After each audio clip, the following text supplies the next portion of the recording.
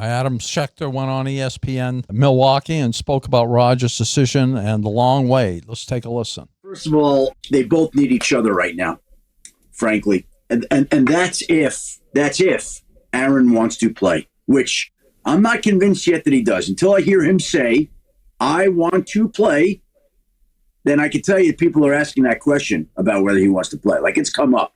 People have said to me, hey, are you sure he wants to play? No, I'm not sure. I'm hearing he might not want to play. So tell me, Nate, is Rodgers' wait justified or just ridiculous? It's absolutely ridiculous. We're now on, what is this, week 2, week 3, since the end of the season, technically. So that's January 5th. So we're going on about nearly 3 months of this nonsense where Rodgers is trying to make up his mind because it was, okay, well, I could come back for the Jets if they let me, but I already got my head coach fired, so we're going to have to figure out our new GM and our new head coach. So once Aaron Glenn got there, he apparently pleaded to stay the Jets quarterback, and Aaron Glenn said we're moving a different direction. And now Rodgers said, okay, well, maybe the Minnesota Vikings, after the Giants and the Steelers were the only two options, the Vikings came in as a third wheel, and he was just waiting and waiting. And the Vikings said they were interested, and then they decided, you know what, we're not going to stick. We're not even going to pursue you anymore. We're going to stick with J.J. McCarthy, at least publicly, that's what they said. So now Rodgers is in a bit of a limbo situation because then we saw that picture of him on the beach in that robe and a bathing suit just staring into the deep, dark abyss of what his future might look like because he finally got rejected because he's always used to getting what he wants. The Green Bay Packers, he had a chokehold on that entire organization, which ended up getting his best receiver, Davante Adams, moving on to the Las Vegas Raiders to team up with his college buddy in Derek Carr. And then he goes over to the Jets after being 90% retired, coming out of a darkness retreat. The Packers give up on him, but he gets to go to the location that he wanted, which was the New York Jets. And he was there. He got hurt 4 plays later. And then the following season, what are we now? Well, they already have his offensive coordinator, Nathaniel Hackett. During that time, even before Rodgers got there initially to the Jets, they got Alan Lazard. He wanted Mercedes Lewis. He wanted David Bakhtiari. They didn't get those two options. But Lazard, 2023, had the highest drop percentage in the NFL. Randall Cobb was a fossil. And then in 2024, Lazard just had no impact on the game whatsoever. But then the Jets traded for his longtime buddy, Davante Adams, after the Raiders decided, you know what, let's have a quarterback competition with Aiden O'Connell and Gardner Minshew. I'd be pissed off, too, if I was Davante Adams. But now Rodgers is stuck in another limbo of the Pittsburgh Steelers. And I completely agree with Adam Schefter. What the hell are we doing waiting? Because the Giants were also interested in you and supposedly were willing to wait for you to make up your choice. They've moved on to Russell Wilson and Jameis Winston and potentially a rookie quarterback in Shedeur Sanders or Cam Ward, Jackson Dart, or Jalen Miller, or whoever else, but it's probably going to be Shedeur Sanders if they do draft a quarterback at the number 3 spot. But now it's really, you have two options. Because I don't think the Vikings are going to go with Aaron Rodgers. There's something about how they're not fully closing the door on signing Rodgers potentially, but that would just kill J.J. McCarthy's confidence. I mean, unless they really believe that McCarthy's not ready to go for 25, I don't understand why you would even consider Aaron Rodgers. But I think right now there's only two options. There's retiring, and then there's the Pittsburgh Steelers. There is no option C. So unless Rodgers, because he says he wants to play, he just sat with 6 hours in the Pittsburgh Steelers. He had a conversation with Mike Tomlin and the staff and maybe some players, but he was there for 6 hours. But he also doesn't want to retire. So if 1 + 1 = 2, he wants to play, met with the Pittsburgh Steelers. There is no option C. Why are we waiting? Unless he wants, sports media to keep talking about him, saying, okay, day 46 of Rodgers' decision. Will he do it today? No, let's move on to day 47 of talking about it. This is utterly ridiculous because there is legitimately one option because he says he wants to play. The Pittsburgh Steelers are the only team. By the way, it's not a money issue. This is not will he get $50 million? No, I want 45, whatever the case may be. It's not a money issue. Supposedly, the Steelers have the exact same offer that Rodgers is okay with from like 3 weeks ago. So it's not a money issue. Tom Pelissero actually says that it's going to be a 1-year deal. He said he wants to play 2 years. So maybe, could it be the year thing? Potentially. Could it be the roster setup? Maybe. I think what's interesting is that going to the Steelers, and I can understand actually some pause because I think the Steelers offense doesn't operate the way that Rodgers does. Because Rodgers last year threw the second most passes in the NFL. Arthur Smith is always running a run-first offense. That's what he was known for. That's why Justin Fields made the most sense when it came to available quarterbacks on the open market that the Steelers could sign. They lowballed him, gave him $10 million less than the Jets were willing to, and Justin Fields moved on to legitimate greener pastures. When it comes to the Steelers, though, Rodgers is a pass-first guy. Arthur Smith is not. In his entire coaching career, Arthur Smith averages the 28th most pass attempts in the NFL. Meanwhile, his running game is insane because the last 3 years, these are his rushing attempts. First, third, and fourth. So he likes to run the football. Rodgers' highest rush attempts on a team was 12th. So he was never part of a top 10 rushing offense. He was never a top 10 rush attempt offense because there was a couple years where they were 7th in rushing yards, 8th in rushing yards when he was with the Green Bay Packers. But with the New York Jets, they were the 31st rushing team in the NFL.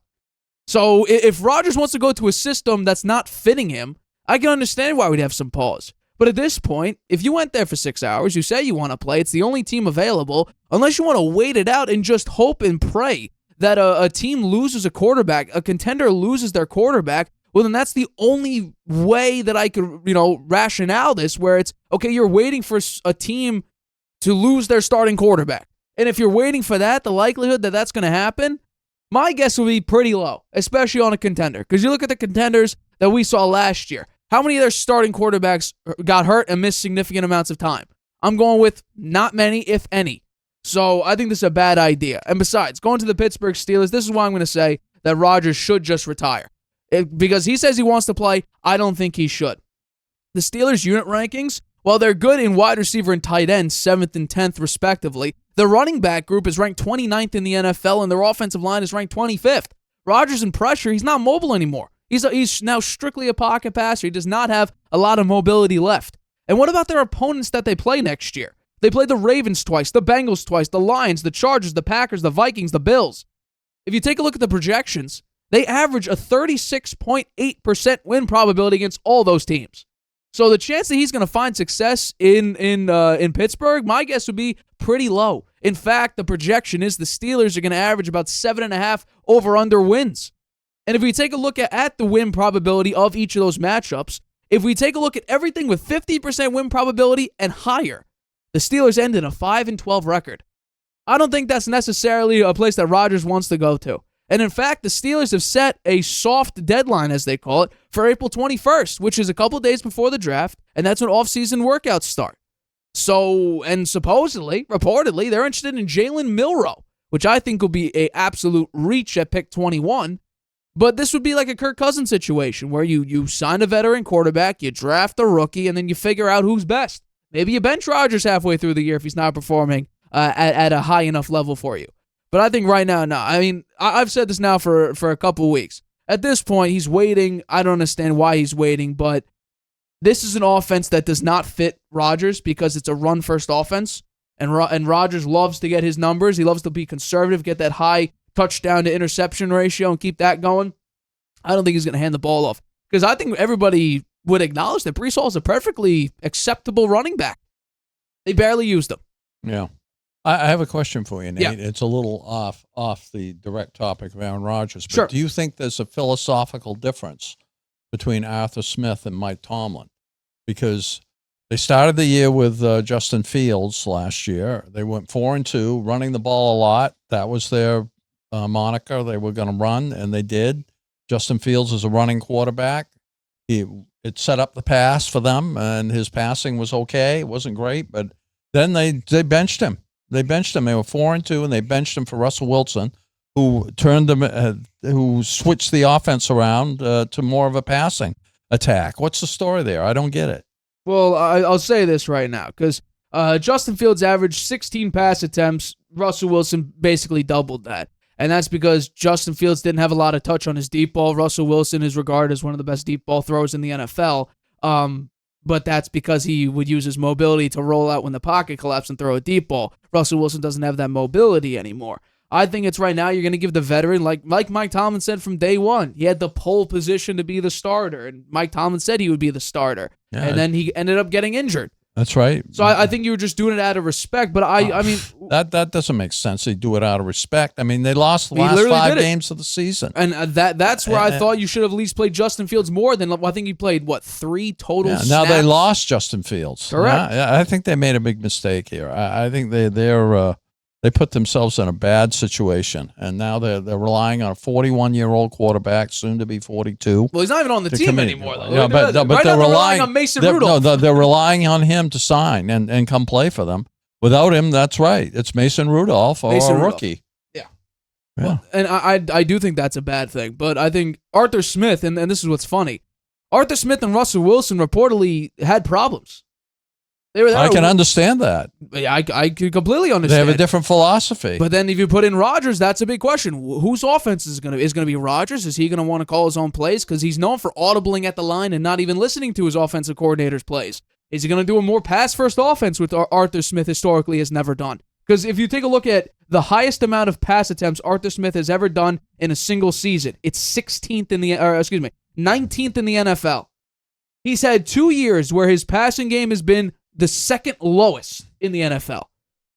He does not throw his offense is not built around throwing the football. It's about rushing. Rodgers, he's not going to do it because he's never done it. Like I said, the most amount of rushing attempts that Rodgers has been a part of on a team is 12th. Arthur Smith has had 2 seasons below 4th. Yeah. And 1 season below 10th. Well, that may be a factor playing into Rodgers' decision not to sign yet. They also don't have a legitimate running back. They have Jalen Warren. The remote possibility that he can go to the Vikings and throw the ball all day. I mean, if you take a look at the Pittsburgh Steelers, they have 2 legitimate weapons. DK Metcalf on a 5-year contract, and then George Pickens, which I think, depending on circumstances, I would not be shocked if George Pickens gets traded. I just think that he's going into a contract situation. What's it going to be? You just signed DK to a 5-year deal. What's exactly going to happen with it? George Pickens has been disgruntled for several years. You already got Deontay Johnson out of there. When that became an issue, it would not surprise me if George Pickens gets traded. Looking at what they did, they went and got DK Metcalf, and they have Pickens already. I guess they want to move their offense more to a passing game, right? Well, I don't know how Arthur Smith. I don't understand what they're Juju doing. I don't understand their strategy. They don't have an elite running back now. I wouldn't call Najee Harris an elite running back even when he was there. Well, he had 1,000 yards every season. 17 games. I don't think that carries enough weight anymore. Oh, well. The standard might need to be 1,100 yards. Yeah. He was pretty highly regarded, Najee Harris. If that was the case, then why didn't the Steelers re-sign him? He wound up with a better deal. He went to the Chargers. We'll see how that turns out. I don't think it's going to be as successful as Jim Harbaugh I just don't thinks. understand what they're thinking about. They have Arthur Smith. He's a running guy, and that's the weakest element of their offense at the moment. They're set up to pass the ball. So it's going to be interesting to see. And as you say, their schedule looks very, very tough.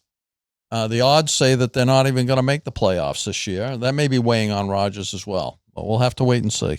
Hi, everybody. Thank you for watching this clip of the Harvey Hour. If you want to watch the full show, you can by clicking the I in the top right-hand corner right now. If you want to take the show with you on the go, it is available wherever you get your podcast. We go live here on YouTube every single Tuesday and Friday at 6:30 p.m. Eastern. So make sure you hit that like button, that subscribe button, and the notification bell to get notified whenever we upload a video and whenever we go live.